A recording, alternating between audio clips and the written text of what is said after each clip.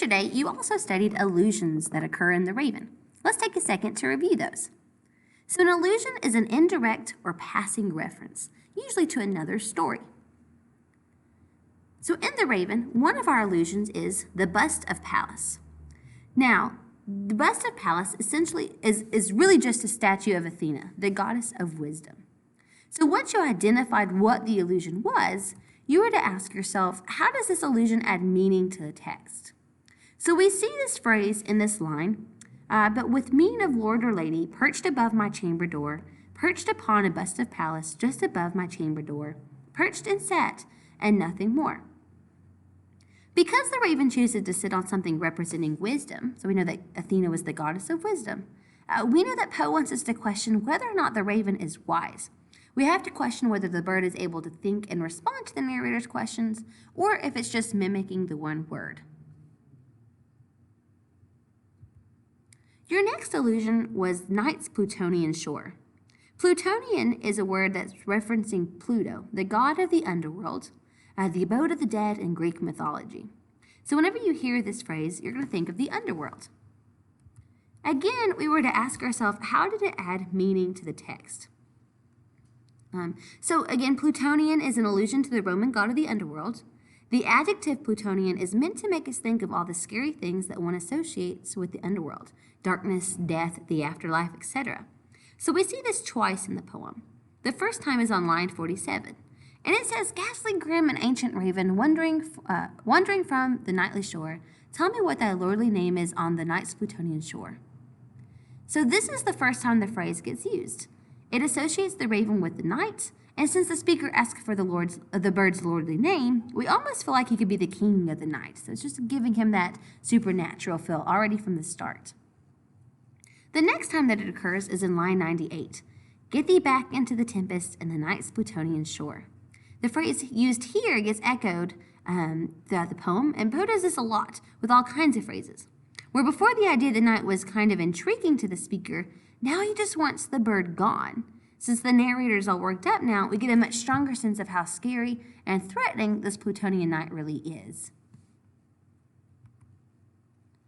Your next allusion is a seraphim, and you probably remember this from Annabel Lee, but a seraphim is just another word for angel. We see this example whenever we hear the line, "Then methought the air grew denser, perfumed from an unseen censer, swung by seraphim whose footfalls tinkled on the tufted floor." So how does this seraphim word add meaning to the text?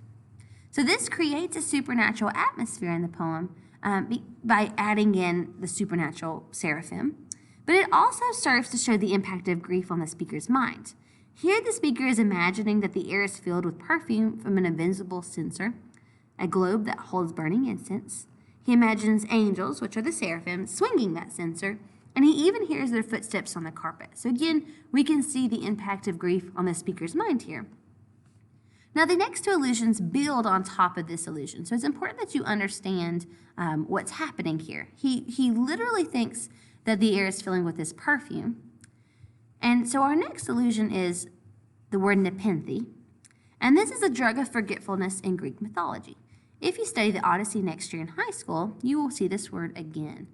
So nepenthe is a drug of forgetfulness. So we have all this perfume in the room, or at least the speaker is imagining the perfume in the room, and he tells himself that this imaginary perfume thickening the air was sent from God to help him forget Lenore.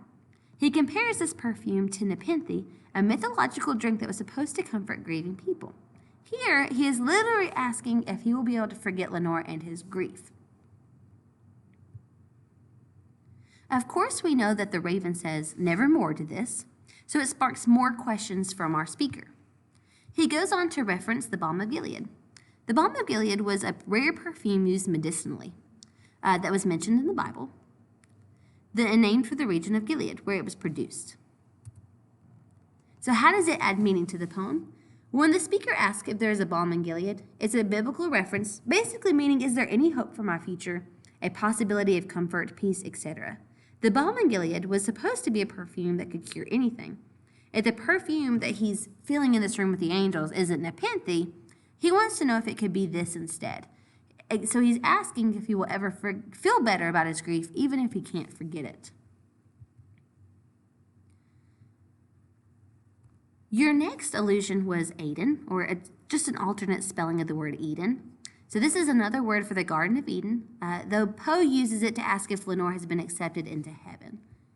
So following up on that, it says, "Tell this soul with sorrow laden, if within the distant Eden, it shall clasp a sainted maiden whom the angels name Lenore."